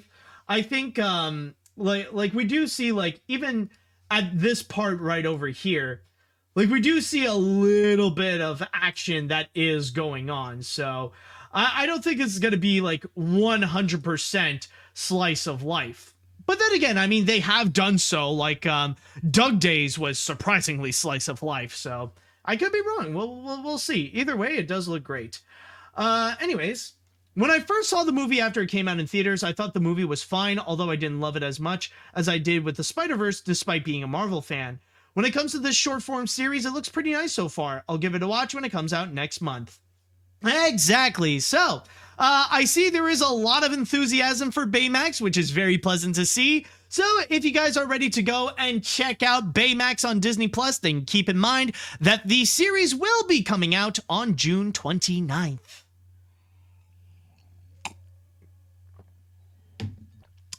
All right, so for our next story, we're going to go into something very interesting here. I got a lot of stuff to talk about when it comes to this one, because I don't know if this has ever happened to any other show, but I think this is probably the first time in history that I've seen a kid-friendly franchise do something like this, and you'll know what I mean. And what I'm going to be talking about is going to be in regards to Velma. Now, as you guys probably have heard, Warner Brothers Discovery has revealed that they are going to be making, or it has been a while since they have revealed that, but they are going to be making an animated series called Velma, which is a Scooby-Doo spin-off, which of course stars Velma. But the twist is that this is going to be an adult-oriented animated series. So it's pretty much make the Scooby-Doo that we all know and love, but make it geared towards adults. So that means they won't hold back on like either the sex, either the violence, or anything like that. And the person leading the project is actually Mindy Kaling, who not only is going to be the voice of Velma, but she's also the executive producer. And one of the significant things that people have talked about, like the big reason why this has resurfaced, because we all know that there is going to be an adult-oriented Scooby-Doo show that's mainly just going to be with Velma, and that it will have Mindy Kaling as well. But the big significance is that just recently, we actually had our first ever look of what Velma is going to look like. And it really did emphasize that it is going to be adult oriented. And that is with this picture in which Mindy Kaling was talking at the Warner Brothers Discovery upfront. And we see from this image here, yeah, they're not going to be holding back, where we see this image where there's this dead girl, like she's lying on the ground and her head is literally opened, where we see her brain was apparently taken away from her head. And we see everybody is in shock here, where we see Velma is in shock and a bunch of other girls are in shock. Oh, and did I forget to mention that all the girls here, except for the one who is dead and except for Velma, they're all naked. Like, you could tell all these girls just got out of the shower to be shocked in horror to see this literal brain dead girl, or brain missing dead girl. But yeah, and you might have also noticed as well that when it comes to Velma, she looks a little bit more different than usual. And by the way, no, it's not the fact that she's wearing a black sweater. It's the fact that Velma is a lot more brown than usual. And that is because of the fact that Mindy Kaling actually made Velma a South Asian. And she even mentioned recently that she knows that it's going to be pretty controversial, the fact that they're going to change Velma's race into a South Asian, where she's going to be a lot more brown than she was than usual. But she did state that she knows it's going to get backlash, and she doesn't care who she's going to be offending with that race change, because she doesn't care. In fact, to read you specifically from my source here on Deadline, she said, "If a dog can solve crimes," she told the crowd, "then Velma can be brown. Hopefully you notice my Velma is South Asian. If people freak out about that, I don't care." So she's pretty much being unapologetic with the fact that there is going to be a race change. Now, I know that there are going to be some of you people that might say, "Oh, well, come on, Matt. This has already happened before. I mean, this is far from the first time that it actually happens, that you take a kid-friendly franchise and then you turn it into an adult-oriented series. This is nothing new. We've already heard of that." Yes, but let me ask you this. Have you ever heard of a kid-friendly franchise that would release an adult-oriented animated series and a preschool series at the same time? Yes, believe it or not, this is actually a news that was just recently announced. Like, this was literally announced today, in which Warner Brothers Discovery has officially revealed that coming soon on Cartoonito and HBO Max, that there's going to be a Scooby-Doo themed preschool series called Scooby-Doo and the Mystery Pups. And to go and read you here from my source here, again on Deadline, what it's about is that apparently it will be this camping-themed Scooby-Doo show, in which it states, as counselors in a lakeside sleepaway camp, Scooby and Shaggy don't know much about canoes and archery, but they do know how to solve a mystery. In a summer filled with nature hikes, rafting trips, and fireside ghost stories, the goofy, good-hearted, and can-do duo will share their love for chasing clues with 3 young small camper pups destined to become their own preschool version of Mystery Incorporated. And they also added that the Scooby-Doo veterans Frank Welker and Matthew Lillard, yes, they are going to be coming back to be voicing Scooby and Shaggy respectfully. So you know it is the Scoob and the Shaggy that are going to be teaching these pups on how to solve mysteries. In fact, to go more into detail about that, it's not just going to be the pups that will go and solve mysteries. They will need your help as well. Yes, you are going to go and help solve some mysteries with them, in which it states here, the show will encourage the audience to solve clues alongside the collaborative trio of pups, exemplifying how much can be accomplished with friends by your side. The curiosity and teamwork skill set align with Cartoonito's human-centric learning framework, a philosophy that helps children develop their unique potential by inspiring preschoolers to get every mystery they encounter with wonder, confidence, and cooperation. We also got a bit of a quote here coming from the head of kids and family programming at Warner Brothers, Amy Friedman, as she states, "This show combines everything we love about Scooby. His humor, his loyalty, his loyal friendship with Shaggy, his mysterious loving spirit, his mystery-loving spirit, all in an innovative and accessible format for preschoolers. Cartoonito parents and caregivers will get to introduce kids to their beloved childhood hero in a totally new way."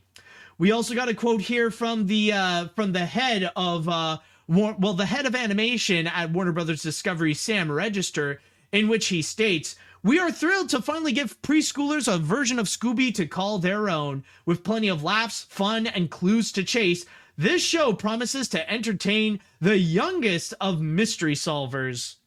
And that's pretty much the big twist that we have seen.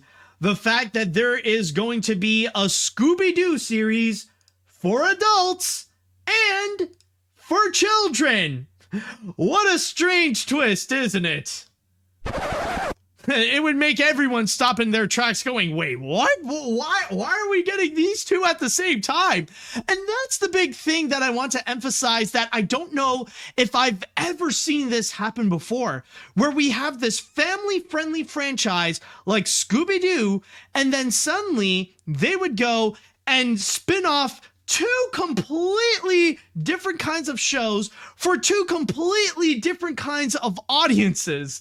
Like, we got on one side this very gory, this very graphic Scooby-Doo franchise with one of the main characters, and then you got another one in which they're doing a bit more of a spin-off of it, in which they will have like some of the recognizable characters like Shaggy and Scooby, but then the rest are just going to be little puppies. And as you could tell, like, just from the look of these little pups here, let me get a closer look.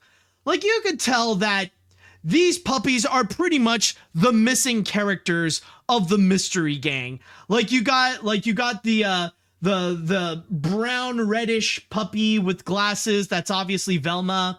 You got one ginger puppy with a pink bow, with a pink bow on top, that is supposed to be like Daphne. And then you got the middle one that's most likely the boy of the group, that's going to be Fred. And it's kind of funny where we see like we're gonna have like a Scooby-Doo show for preschoolers, and then we're gonna have another one for adults. Like, that is honestly surprising, and I feel like, maybe you could correct me if I'm wrong, but I've never seen a franchise pull off a move like that. I don't know, maybe they've done so in like Japan or something like that, but honestly in here it's kind of like it's honestly unheard of. It's kind of crazy. But I will say, like, but with that said, though, like, considering the weirdness of the fact that Scooby-Doo is spawning off 2 shows made for the opposite audiences than their usual fan base, like their usual target audience. Usually it's for kids that are like older than preschoolers but younger than adults, and now they're kind of like diverging into completely different territories. But let me go and just lay out my comments on some of the other shows that they have revealed. Like, first of all, the Velma series right over here. Like with this whole Velma thing, like I know a lot of people are talking about the controversial aspect of the fact that Velma is going to be brown. Like, if I could go and immediately put my piece in there, I feel like that thing is kind of a non-issue, especially when Velma does actually have a history of actually having her race change. In fact, this actually recently happened with the 2020 Scoob movie. You probably remember for that film by Warner Animation Group, it's supposed to be like one of the biggest Scooby-Doo reboots that has been done in years, but they actually did change Velma's race where she was actually Hispanic. And if you actually do some comparisons from like a lot of the Velmas from back then, and then you would have the Velma from Scoob, you could tell that there is actually a noticeable difference where they did change her race up a bit, where she was actually more of a Hispanic, that this is a Latina Velma. And in this case right over here, I feel like looking at this Velma, it's really no different than any of the other Velmas that we have recently gotten. Like, really the big difference is that her skin is a lot darker than usual, and that's it. Like, other than that, it feels like the same Velma. And not to mention the fact that she is going to be voiced by Mindy Kaling. And honestly, with the kind of voice that Mindy Kaling has, something that is a little more high pitch and maybe a tiny bit nasally, I feel like she is a fantastic fit to play as Velma. Like, I could totally see how she could actually play as Velma for not just something like this, but for any other Scooby-Doo adaptation. I think, honestly, that could actually work out. And I mean, I know, like, there's also another thing that some people might have complained about, is that how they might have emphasized a little too much on the adult aspect. Like, keep in mind, this is just our first image here, but like they really played hard on the violence with the fact that a girl's head literally just opened up and the brain is missing. And then not to mention all the different like naked girls that are suddenly popping out, and whatever like private parts that they may show, it's all covered by soap bubbles and stuff like that, where like it's almost laughably trying to emphasize that this is for adults. But then again, I will say, like, as a guy, I don't have much to complain about this area right over here. In fact, I'll admit, like, the redhead here is actually pretty hot. Like, I get it. Like, maybe, like, I do understand, though, that maybe this image is selling a little too hard on the adult aspect of it. But then again, like, we'll have to wait and see when they do bring out, like, a trailer or, like, a true look of how this Velma series is going to go. Maybe it is true, like, maybe it'll lean a little too hard on the fact that it is for adults. Or maybe they could find a way to actually make, like, the, to make the adult nature of it to really be, to make the adult nature actually feel clever. So there could be some potential. Again, we can only judge this by what we see with just literally one image, and this is our first ever look of how things are going to be. I really have no complaints in regards to this Velma, and there is a good chance that it could be good, and I do trust Mindy Kaling can actually be a good Velma. So honestly, we'll wait and see, but maybe I could see some positive signs over here. But then there is the preschool show, like this thing right over here that was just announced. Okay, this right over here, like, I'm going to say right now, of course not, I'm not going to go and watch it because, let's be honest, I am 10 times older than the target audience of what this is going to be. But I already sense that from the synopsis that they're telling us and from what we are seeing here, especially when this is going to be like a CG animated series that is going to star puppies, I feel like this is going to be like a combination of both Blue's Clues and Paw Patrol.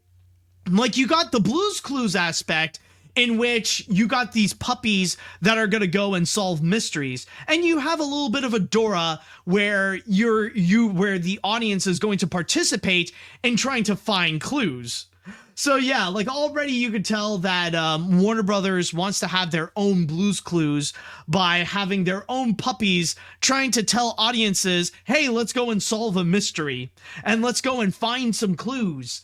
But then also the fact that we are going to have like new CG puppies, this is freaking Paw Patrol. Like if there is something that is much more, like if there is a much truer, a much bigger statement than the fact that Warner Brothers wants to have their own Blue's Clues, they want to have their own freaking Paw Patrol. Even by looking at their eyes over here, like you can tell that there's something very Paw Patrol like about these characters that we have.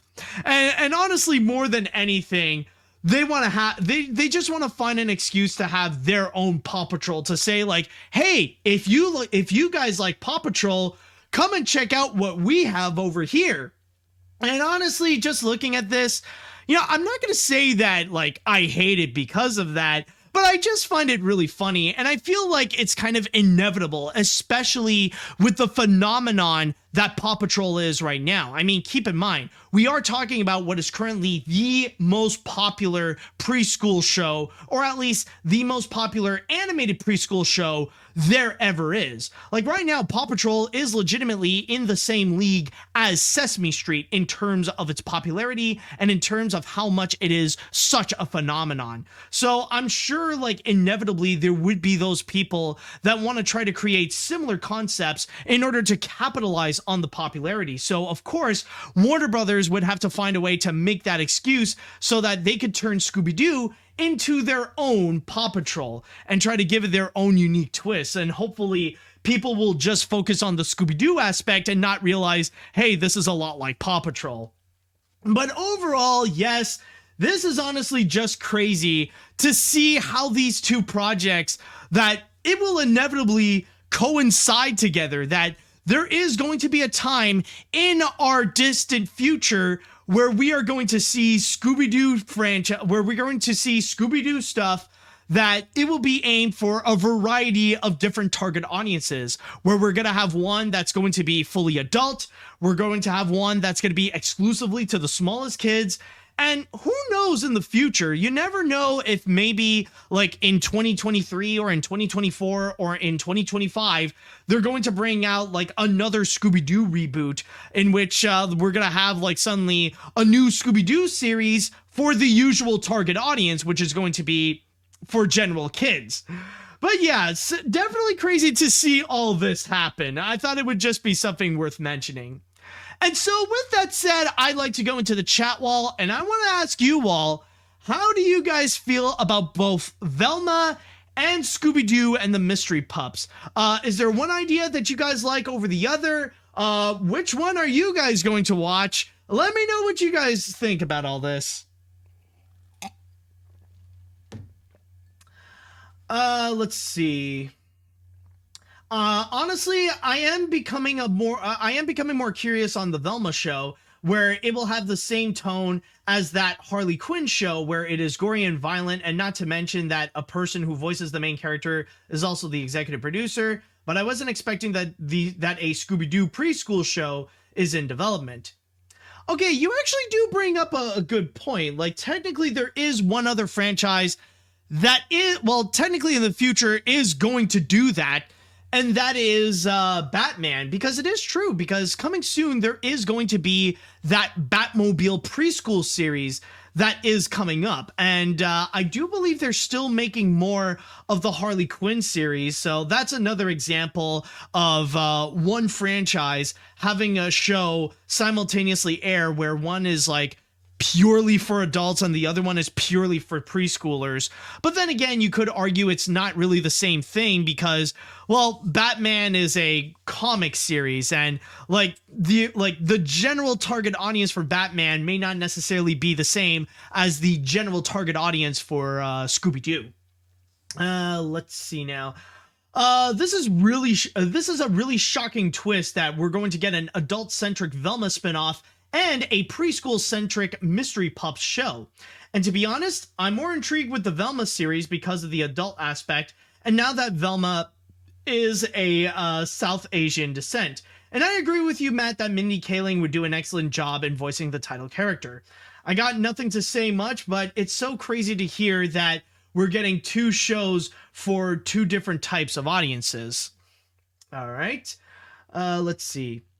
Not gonna lie, these shows being announced around the same time is just absolutely bonkers. I mean, you got Scooby-Doo and God himself having some fun camping adventures, while Velma is going from sexual odyssey to murder mystery. Maybe the Scooby-Doo franchise is undergoing an identity crisis, but that could just be me. Also, I'd be kicking myself if I didn't make this reference, but the group chat inside joke must flow. Simon Cowell was right. Yes, but you do bring up an interesting point, because technically there have been some different experiments that they have done with Velma, like not just the Hispanic Velma that we have gotten in like not just the Hispanic Velma in the Scoob movie, but we did get a lesbian Velma. I mean, technically, I believe it was Mysteries Incorporated where they actually made Velma gay. I mean, technically they didn't really announce it, or they didn't technically they didn't make it official, but when the filmmakers were when the crew was making that series, like, they did make Velma gay. So it's kind of like semi-canon in a way, where nothing was official in the show itself, but the filmmakers did create her as if she was gay. And there were like little hints where, like, what was her girlfriend's name again? It was like Hot Dog Water or Hot Dog Bun or something like that. Yeah, Mystery Incorporated, like, that was the show. Like, I think I recall, like, it was Hot Dog Water or Hot Dog Bun or something like that, in which they established that they were a couple. Let's see what else we got here. As a person from Pakistan, which is South Asian culture, I am excited and looking forward to a Velma animated series. It does not matter if Velma receives backlash from fans, because, hey, the multiverse now exists in films and series, and there is no excuse in arguing about characters and races. I am pretty sure this show is going to do well, like DC's Harley Quinn. And you know what? You guys do bring up a very good example with the Harley Quinn series, because Harley Quinn is actually a great example of how this team can actually handle adult-oriented animated shows very well, especially based on already existing properties. And if they can do amazingly with the Harley Quinn show, then there is a good chance that they can do the same with this Velma series. Let's see what else we got here. So the Mystery Pups are the new Scrappy-Doos. Just kidding. By the way, this is not the only time Scooby-Doo has been associated with something meant for an older audience. Scooby and the Gang once had a crossover in a teen show called Supernatural, not to mention Shaggy's cameo in one of the recent Mortal Kombat movies. The announcement also reminds me back in 2019 when Todd McFarlane announced 2 new cartoons based on Spawn, one for kids and another for adults, though this wasn't updated ever since. Yeah, like, that thing was just an idea. At least with the Scooby-Doo stuff, we know it's going to be happening in the future. Let's see, what else do we have here?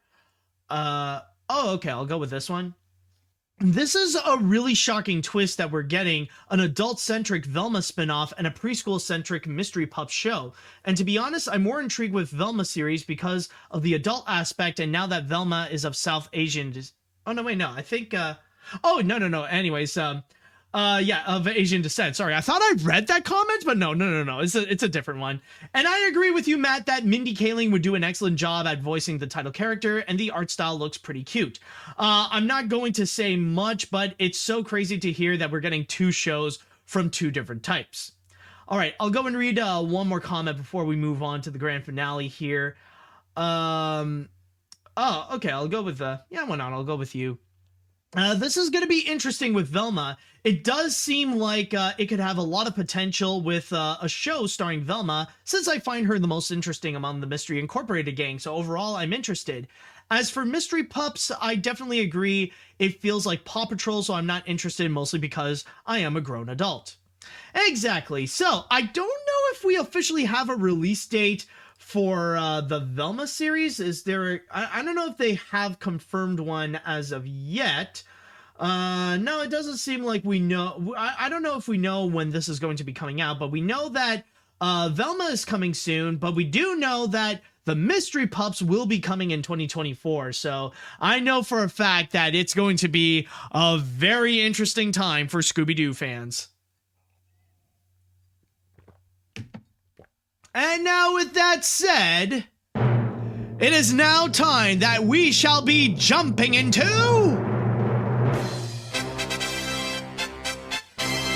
the grand finale. And we're going to go into a bit of a bonus miscellaneous story because this is something that I personally feel like I really want to talk about, especially as a YouTuber, with the fact that they have made this announcement going on. Honestly, it kind of makes me a little bit worried about my future as a YouTuber, especially with the direction that they're going with their platform. And what I'm talking about is going to be in regards to a brand new update that they are going to be putting in, a brand new feature that will be very beneficial for viewers, even for you if you're watching this on YouTube right now. So the big thing that YouTube has updated is going to be a feature which will allow you to go and check out the most replayed part of the video, where instead of watching the whole thing, you can have an option in which you could go directly to the part that has been the most played throughout the entire video. And just to read you from my source here on The Verge of what they want to do with it, it states here, YouTube will now highlight the most replayed part of the video in its web player and mobile apps. The feature was previously available and as an experiment for YouTube Premium subscribers, but is launching for all users today. You'll be able to identify the most popular parts of a video from a graph that appears behind its progress bar. Says YouTube, if the graph is high, then that part of the video has been replayed often. You can use the graph to quickly find and watch those moments. And apparently this is going to be part of several updates and changes that they want to do to the YouTube platform. We're going a little bit lower here. They even mentioned that the company is announcing the feature as part of a package of updates, some new, some not, that essentially work to splice up longer videos into more manageable and accessible chunks. These include a new way to loop parts of the video that launched last year but hasn't formally been announced. More on that on a separate link. And an upcoming test for premium subscribers that will let users seek to the exact moment in a video that you want to watch, though YouTube is not offering any more detail on how that is working right now. These works alongside YouTube's chapters feature, which also lets creators break videos into chunks. So that's pretty much the big thing right now. It seems that more and more YouTube is pretty much using their platform in order to go and separate long form videos so that people could just watch it in small bits and pieces. Now, I will say, as someone who does frequently watch YouTube videos, I do get the appeal of this. I do understand the idea of what they want to do with highlighting the most replayed parts, because there are times when you want to watch, sometimes you want to go back to a video because you remember this one really funny moment, but then you still would have to go through an entire video in order to get into that moment. Let's say, for example, you're watching one of Markiplier's Five Nights at Freddy's videos, but specifically, you want to go and watch it because you want to see the full context of that Bite of 87 meme. You've probably seen it all the time on social media, that entire meme where Mark was just freaking out and going, "Was that the Bite of 87?" You've probably seen that meme again and again and again, but you want to see where that came from. Where is the entire context of it? And I know for a fact that there have been several people who have been wondering as well, and they already went on their hunt in order to find the video. So with this new feature, it will go and highlight what has been the most replayed part, which is that little part that was that originated the meme of the Bite of 87. So instead of just like blindly navigating through the through like the time frame to know where it is, you could just go and click on that part immediately so that you can actually go and see it instead of just going through the entire video. So I do understand that, so that you can go and quickly relive the funny moment. Or especially like another example, like if you're like gathering with friends and you want to show them that one particular funny part, instead of just wasting time of just like blindly scrolling through it, you could just press immediately to the most replayed part, and like you could show them like what it's all about. So I get it. Like especially in our meme-filled social media culture, I could see the benefit of like trying to find the source of where that meme come from, like quickly and easily. But I need to state that as a content creator myself, I feel like this thing is an absolute nightmare, because the problem with this thing is that I feel like this is going to discourage audiences from watching videos in their entirety, that they will just come in just to watch that one little specific part and that's it, not even watch anything else that you have done in the video itself. Because number one, I will say that it really feels frustrating of the fact that you put in hours, even days of work onto an entire video, only for people to go and check out this one quick little part where the rest just feels like a complete waste of time. Like people don't care of all the effort you put in all those little parts. They're just there to see like the one quick little thing that probably took you an hour or two to just go and create. Sometimes it can be a little bit frustrating. I do get that. And another thing also that makes it frustrating and why this feels very problematic for YouTube creators is because of the business format that YouTube is placed right now.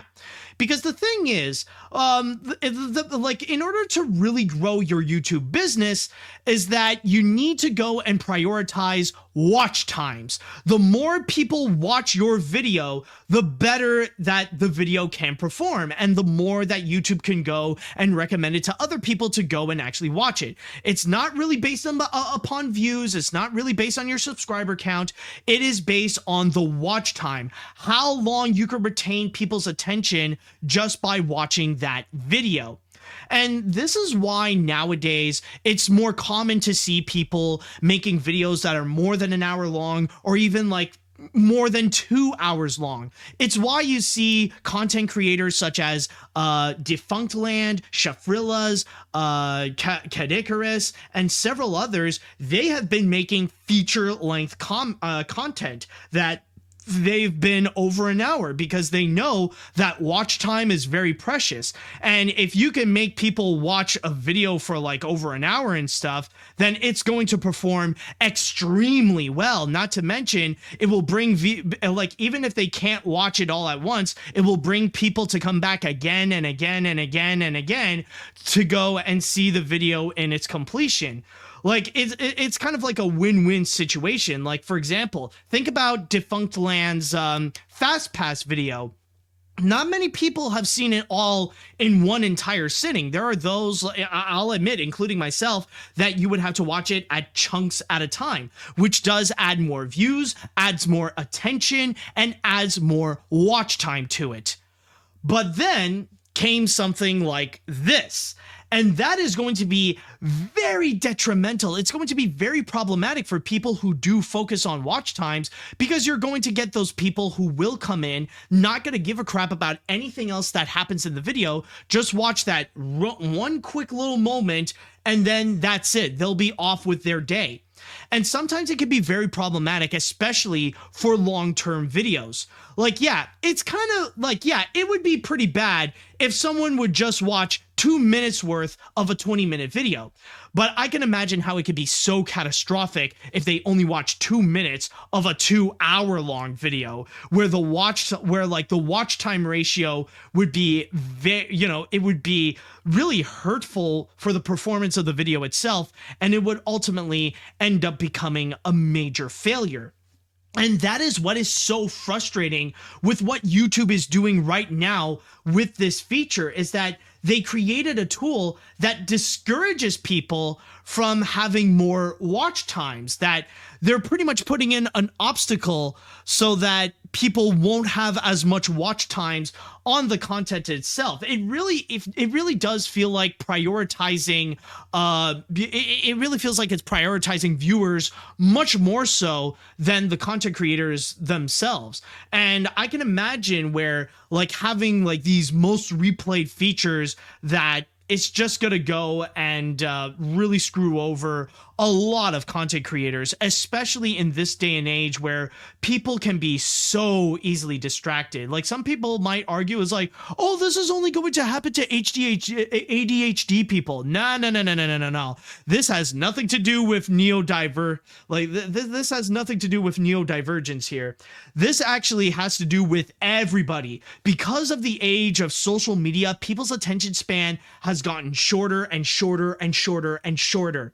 And from there, that is why like people would go and try to make like clickbait stuff that is as flashy and as eye-catching as they can. And what YouTube is doing right now, with the way that they want to go and present the most replayed, like something that feels like very eye-catching, that feels very clickbaity right over here.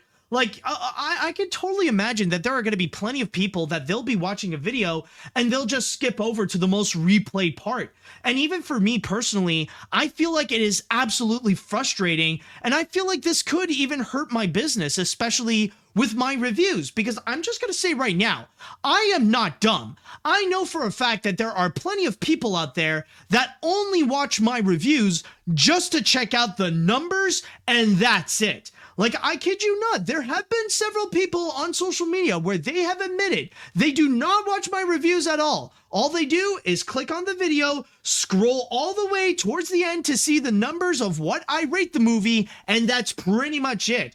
That's all the information they think they would know. It's the same kind of people that think that they got all their information just by looking at the pretty big number on Rotten Tomatoes, and that's it. And some people think that they know what my opinion is just by giving those numbers right there. Like, you'll have some fanboys in which they'll go, oh, I don't know about AniMat's as a reviewer. He gave this movie that I liked a 4 out of 10. Well, did you watch the review? No, I just skipped to the number itself. You know, it really sucks. It really is stupid.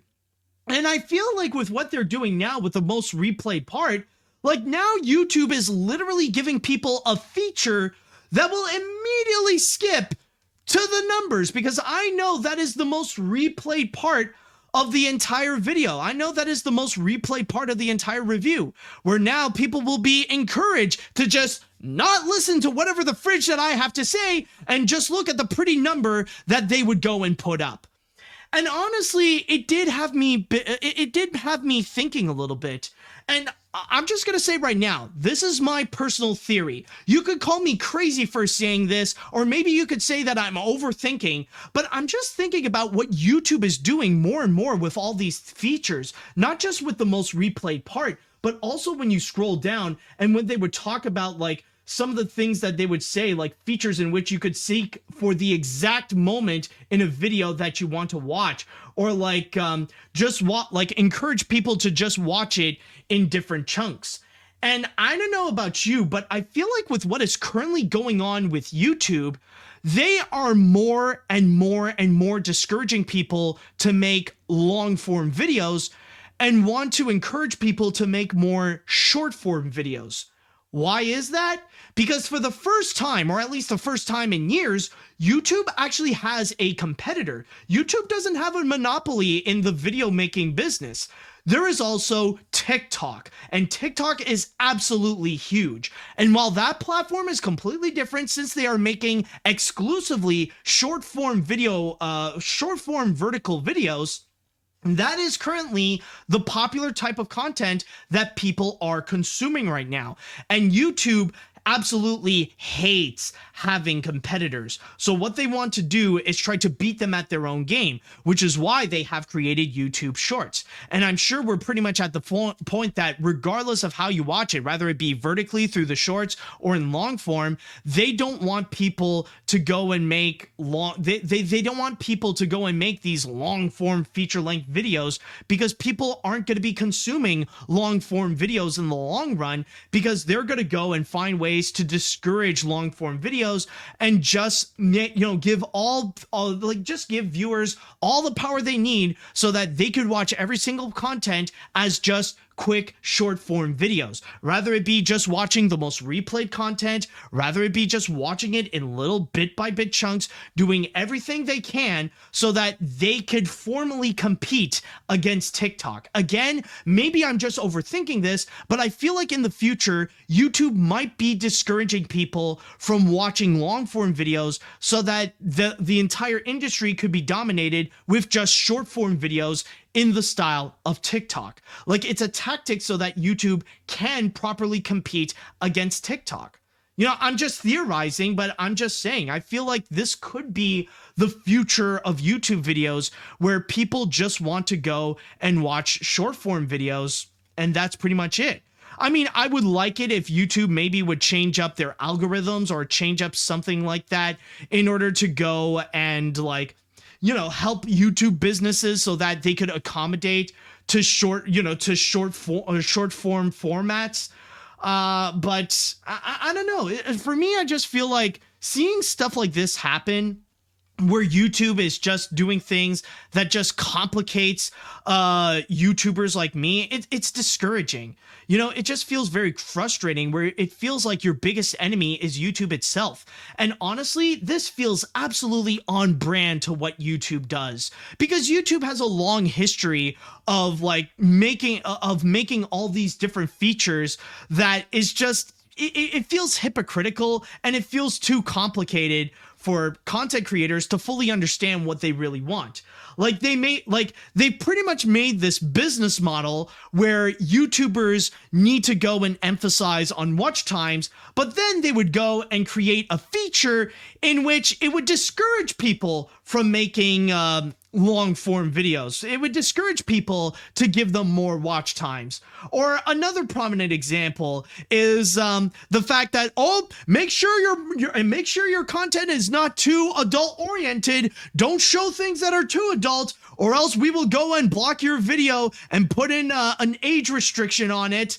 And also at the same time, don't make it too kid friendly, because we will punish you even more if you do that and give you a made for kids label. Don't make it too adult friendly, but at the same time, don't make it too kid friendly.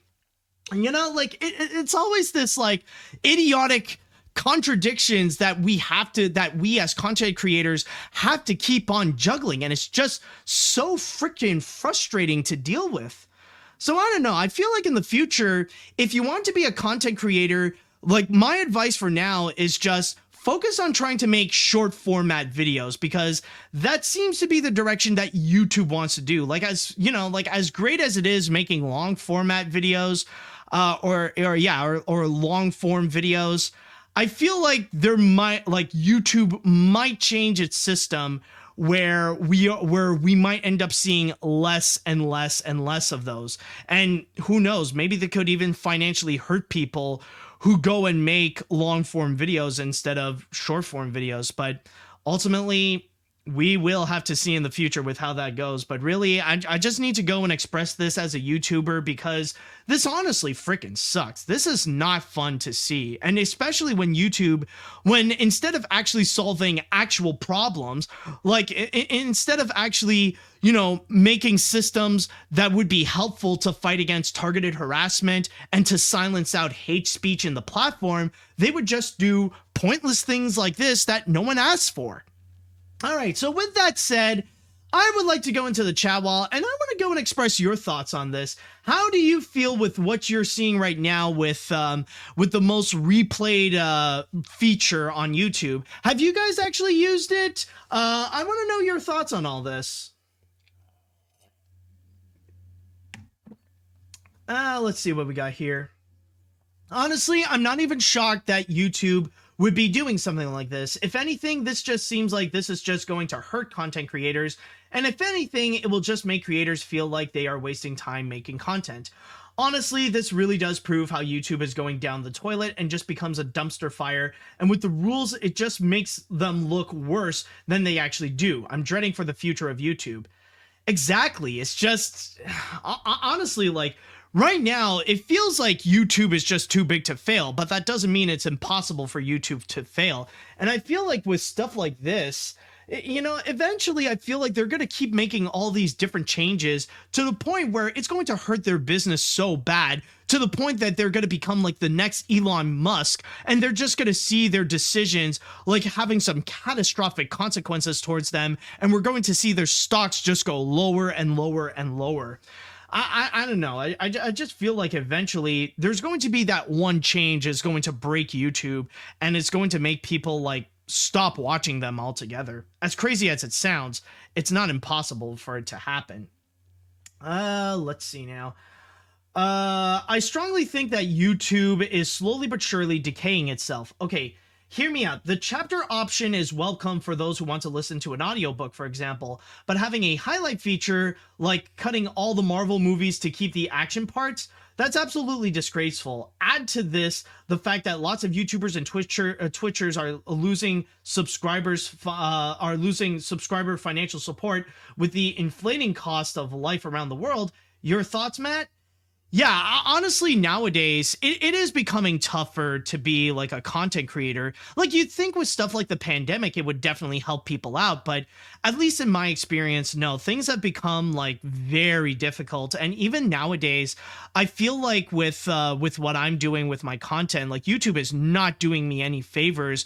And like the growth that I've been seeing in my channel, it's been like very minimal at best. Like the only time that I've truly seen legitimate growth was on the AniMat's Crazy Cartoon Cast channel, where my highlight video talking about the Mr. Enter controversy, it went crazy viral, and it definitely did do a lot of favors for that channel in particular, where now I think as I'm recording this, there's over like 32 or 3,300 subscribers now. Like, it's still a relatively small number, but it was a big gain back. Like, it actually did give me a massive gain.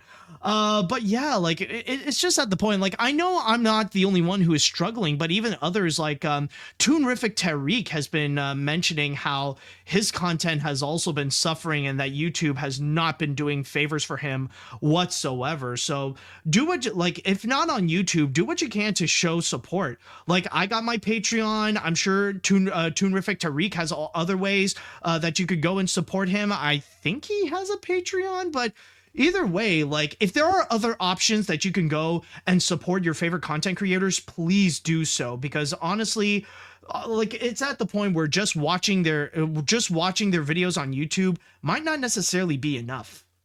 Vimeo, yeah, right. No, honestly, yeah, putting up your videos on Vimeo, it won't do you any favors, especially when Vimeo does not have a monetary system in which you could financially make a living off of just uploading on Vimeo. Let's see. I mean, like, another option would be start making videos on TikTok and stuff like that. And I'm just gonna say right now, honestly, this is something I have legitimately contemplated. I have actually been thinking, like, maybe I could do some Vimeo, like some some TikTok. Like, I have been thinking of actually been doing some TikTok videos actually. So it could be a way like to evolve and to like adapt to the current format. And if it requires me to make more short form comments, then that'll have to be something I'll have to do. Let's see. I don't know what is worse, this or YouTube's announcements for NFTs. I understand our attention spans are getting shorter and shorter, but I think this is a bad idea nevertheless. Even if you want to skip some parts, it is pretty important to watch the full video, no matter how long it is. For me, I often play long videos as background music whenever I'm animating or drawing. Sure, I can find some videos boring, but I pay attention to the entire video first before I skip to the best part. Exactly, man. I think I'm going to read one more comment before we go and cap this off. Just want to see if anyone would have another comment. Ah, there we go. So YouTube decided to add another dumb feature for their website. I'm not even shocked at this point. This is just another sign that YouTube is beginning to decay and is being needlessly hostile towards content creators. They really should try to chase the craze of TikTok because they really shouldn't try to chase the craze of TikTok because there's always a good chance that they will die like Vine did. If it makes you happy, I could tell you that I watch your videos fully. Well, thank you very much, King. And I think with that said, that should do it for this episode of AniMat's Crazy Cartoon Cast. Man, what a fun-filled episode, and this is definitely one that did bring me a lot of confidence. I definitely feel satisfied and happy with how this one turned out. And with all that said, I would like to say thank you so much for listening, and thank you all so much for watching, and also thank you very much for all your support. I really do appreciate all the help that you do, whether it be watching my content on YouTube or Twitch, or even supporting me on Patreon. I always do appreciate it, and it does make me feel like, you know, the work that I do is not just for me, but it's also for you guys. And by the way, don't forget to tune in for more crazy things that will happen on AniMat's Crazy Cartoon Cast. You never know what madness will be in store for us next week. So with all that said, once again, thank you all so much for watching. Thank you all so much for listening. And until next time, see you later, dudes.